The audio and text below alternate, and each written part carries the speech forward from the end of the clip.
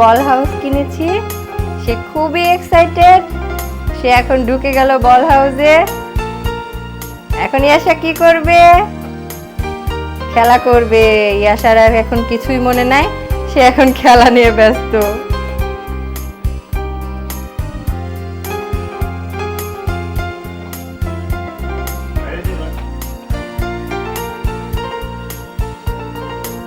তো এই বল হাউসটা অনেক রকমই রয়েছে, ফ্রোজেন রয়েছে, বারবি রয়েছে। তো আমার কাছে ফ্রোজেনটা ভালো লেগেছে, আমি ফ্রোজেনটাই নিয়েছি।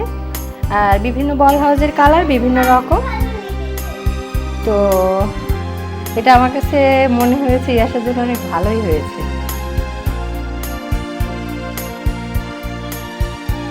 তবে এটা ছোট, মানে ছোট বড় সবারই আছে। ছোটদের জন্য একটু ছোট সাইজের রয়েছে, ইয়াসা যেহেতু বড় হয়ে গিয়েছে এই কারণে ওর জন্য আমরা সবচেয়ে বড় সাইজটাই নিয়েছি।